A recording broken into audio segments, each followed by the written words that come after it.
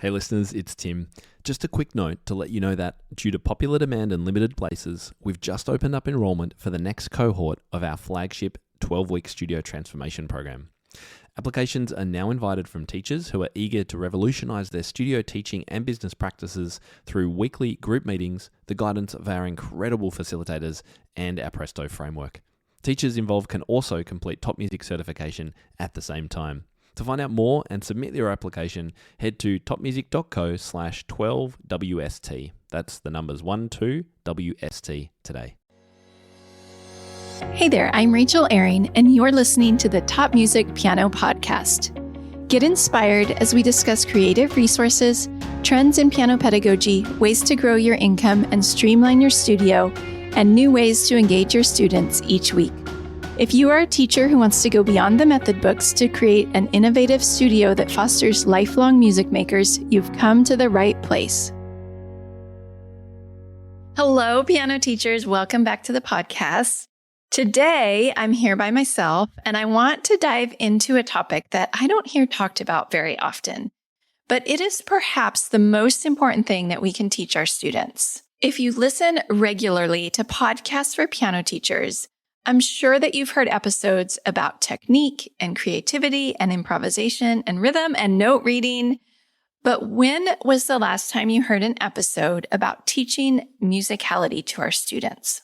I believe that musicality is the most important thing that we can teach our students. After all, if we teach correct notes and rhythms, but don't teach our students how to play musically, we are going to end up with little robots on stage. And we all know that listening to a robotic performance is not really very enjoyable. Musicality, however, can mean a lot of different things, and it can seem like kind of an elusive concept. Unlike rhythm, it isn't always marked on the page, and it is open to interpretation. So even talking about it here can feel a bit esoteric, but I'm going to try today to give you some practical tips for teaching musicality to your students. I want to unpack the question of how do we teach someone to feel something or have an emotion when they play? So let's get into it. My first tip for you is going to seem very obvious, but it's surprising how often we actually overlook it. If you have no idea where to start with teaching your students to be musical, start with what is written on the page right in front of you. I can't tell you how many times my piano teachers in the past have pointed out dynamics, ritardandos, or other musical markings written on the page that I was completely ignoring.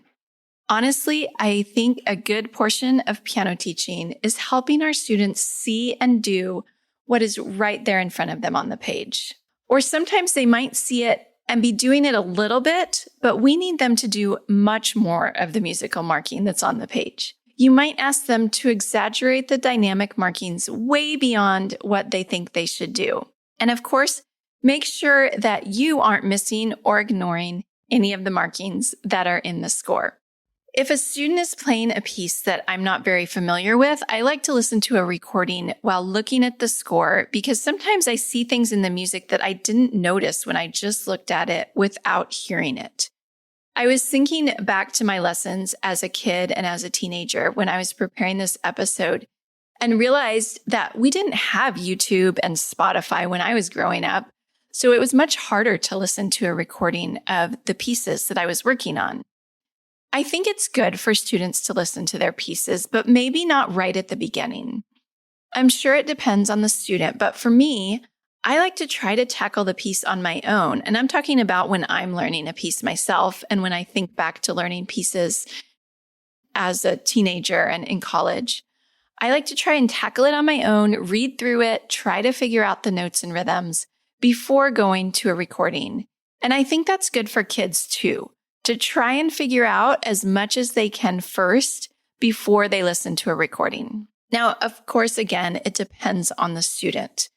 We have this genius student right now. I don't typically use that word, but this student will listen to songs on YouTube and play them by ear. I'm sure he has perfect pitch. And for him, it's a different process. And so you work with the students that you have and according to their strengths and learning styles, as I know all of you are used to doing. All right, my next tip is something that many of you probably already do, but it's always good to have a reminder, and that is using stories and illustrations to connect to the music. My teacher in undergrad was fabulous at this. And you might think like college students, they don't need stories and illustrations, but let me tell you, we did. And she was amazing. She would spin a tale for every piece of music I was working on. And she was so creative with it. And it could be anything. She might tell me to picture a child dancing through a meadow field, or a giant whale coming up out of the ocean and crashing into the water. Sometimes it maybe was only one word, like pixie dust, or one of her favorite ways to describe voicing out the melody that I still remember many, many years later was she would say bloody pinky. Now, maybe don't use that one with your young students, but any kind of visual that you can give your students rather than saying loud, soft, faster, slower, will take their musicality to the next level. The other side benefit to these visualizations is that they can actually help with performance anxiety by giving the students something to think about other than how nervous they are and the people watching them. If they're thinking about the little girl dancing through the meadow picking flowers, or the elephant turning somersaults in the circus ring, they aren't going to be thinking about the butterflies in their stomach nearly as much. One of my biggest hacks for performance anxiety for myself as well as for students is to think about the music and what you want to express and share musically. And before you know it, you'll be at the end of the piece and you not only will have survived, but you will have played in a beautiful way that connected with your audience. My next tip for you is to work on musical elements apart from a particular piece of music. So what I mean by this is having students play elements like loud and soft, staccato and legato in different ways not connected to a specific piece. Now, you might strategically choose elements that you know are in the pieces they're working on, or elements that you want them to improve, but you might have them play their scales with different musical elements, or have them do an improvisation exercise where they create a rainstorm and you talk about staccato and fortissimo and pianissimo. Kids need to feel what these different elements feel like without the distraction of trying to play specific notes and rhythms. And they also need to have the freedom to explore the range of sounds and articulations that the piano can produce. Now, as I was creating this episode, I thought about the sound effect stories that I've created for this very purpose, or at least this is one of their purposes. And this kind of encapsulates both of the things I just talked about, stories and using the elements away from a piece of music. If you aren't familiar with the sound effects stories that I've written, you can go back to the very first episode that I did for the Top Music Piano podcast. And I talked about using stories in piano lessons. And I introduced the sound effects stories that I've created. If you go to that episode, there's actually a freebie listed in the show notes where you can get a free sound effects story so you can see what they are like if this is something new to you. But as I was creating today's episode, I realized that I didn't really have a story that specifically teaches dynamics. So obviously, I had to create one. So I just put out a new story in my Etsy shop called Max's Galactic Adventure. It's a little bit of a mouthful. And I have to tell you that I had so much fun creating this one. It has an alien named Fortissimo who comes to visit Max while he's practicing piano and teaches him about fortissimo, pianissimo, crescendo, diminuendo, and I added in staccato as well, because what could be more fun than jumping from star to star playing staccato, right? Go check it out, and we'll put the link in the show notes. I priced it at only $4, and you are welcome to use it with all your students. So it's a really fun and easy way, especially with young beginners, to get them playing these musical elements away from a particular piece of music. Okay, that's the end of my little commercial. I want to switch gears just a little bit and give you some other practical ways to help your students play more musically. The first thing is that I believe it's always best to add the musical elements in from the very beginning of learning the piece. It is so tempting to learn the notes and the rhythms first, and then add the dynamics and phrasing in later. But why wait? Encourage your students to get in the habit of playing all the musical elements that are written on the page from the very beginning of learning the piece. I know there might be times when they are practicing a specific measure or a section and won't play exactly all of the musical markings on the page. In fact, sometimes you might even have them purposely play differently, such as playing a soft section loudly to feel the weight to the bottom of the keys, or practicing a 16th note passage with staccato notes when it's going to end up being legato.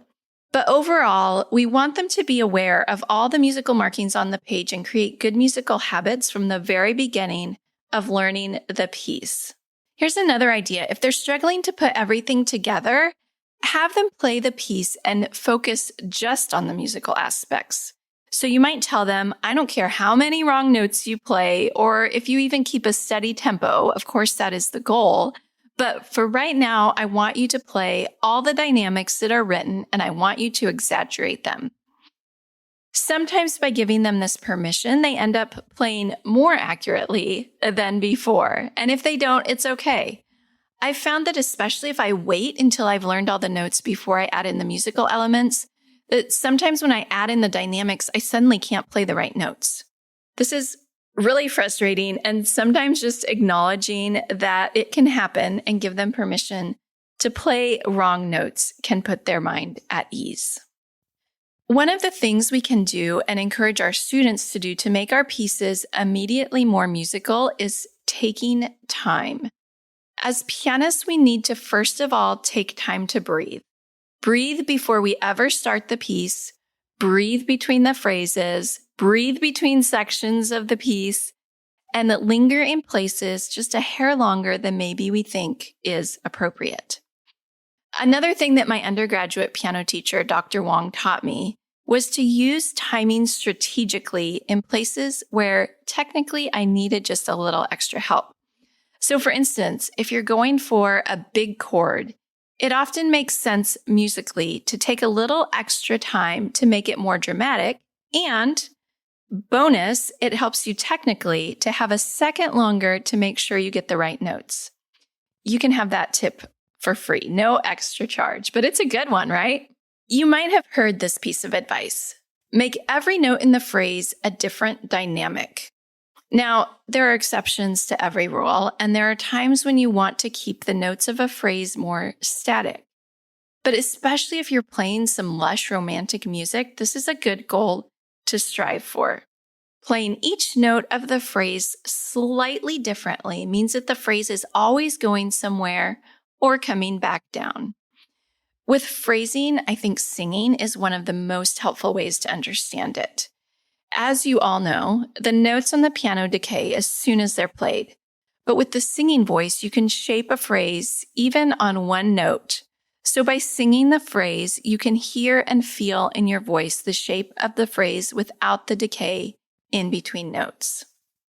And then, of course, the challenge is to imitate that on the percussion instrument that we play called the piano.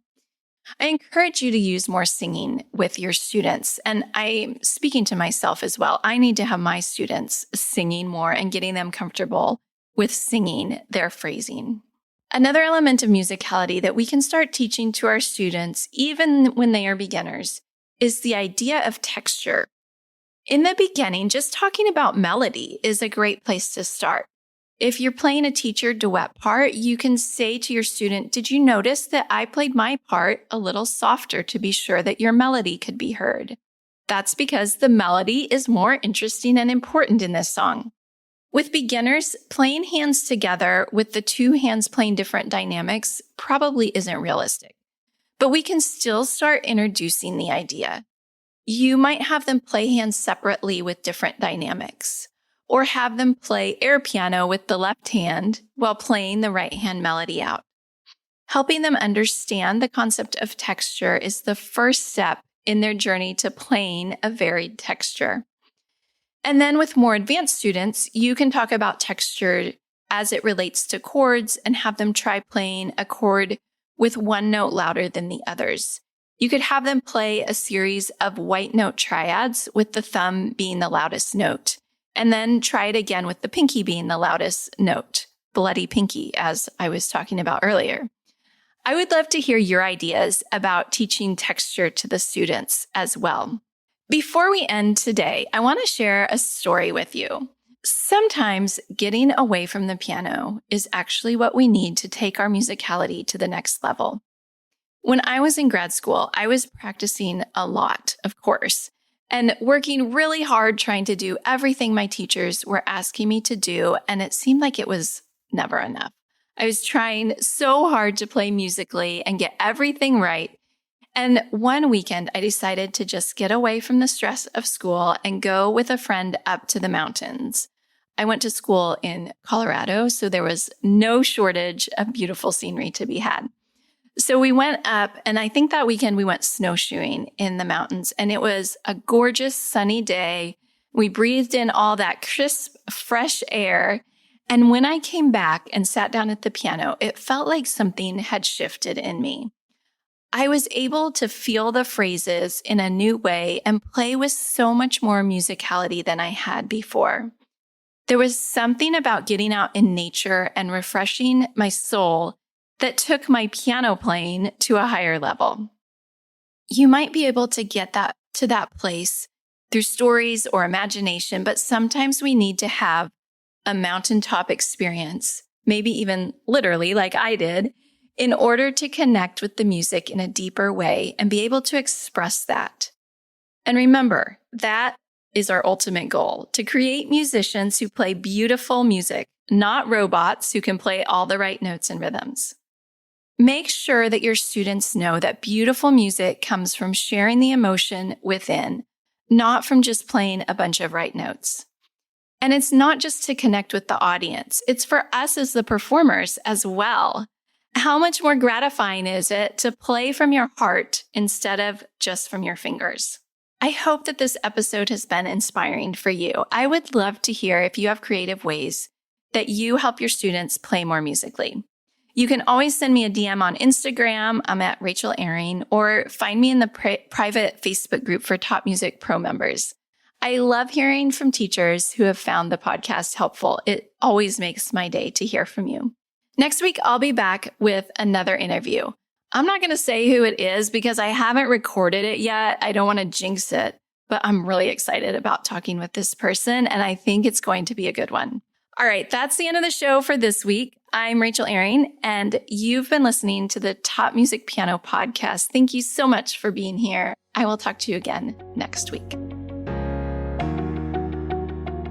How do you keep up to date with all the latest trends and research into music education? How do you connect with other teachers around the world and make sure your teaching stays fresh and relevant for students of all ages and stages, both now and into the future? I created our Top Music Pro membership to be the one-stop shop for music teaching resources, training, support, and community, and I'd love for you to come and join us inside. With over 40 comprehensive training courses, hundreds of teaching demonstrations and lesson plans, free monthly sheet music, discounts, and all the business and pedagogy support you could ever need, Top Music Pro is the community you've been looking for. If you're ready to level up your learning from the podcast and join thousands of other teachers in our global network, head over to topmusicpro.com today.